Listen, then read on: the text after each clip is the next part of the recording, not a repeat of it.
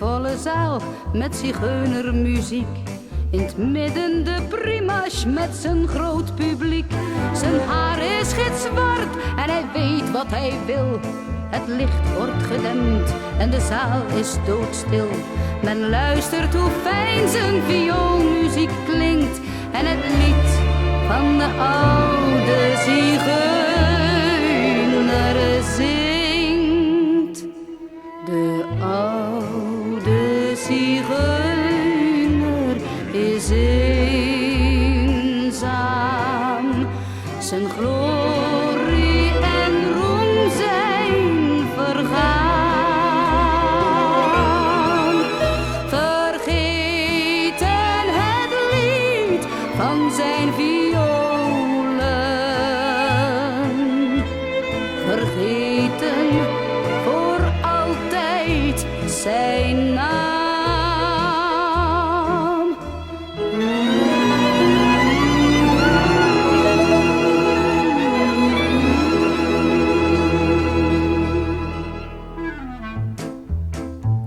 De jaren verstreken en grijs werd zijn haar.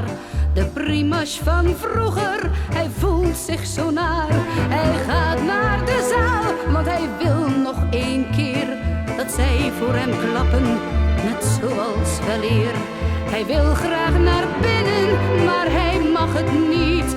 Een primas, een jongen, die speelt nu zijn lied. De oude zigeuner is eenzaam. Zijn glorie en roem zijn vergaan.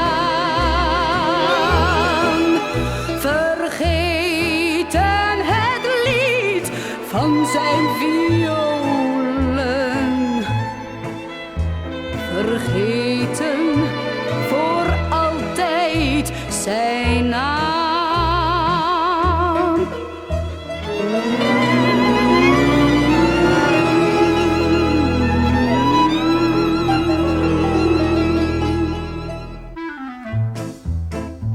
De deur blijft gesloten, men kent hem niet meer. Men jaagt hem de straat op, zijn lichaam doet zeer.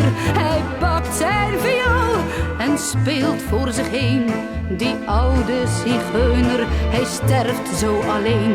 Voor altijd en eeuwig is het lied toch van hem. Want boven zijn rustplaats zingt altijd een stem.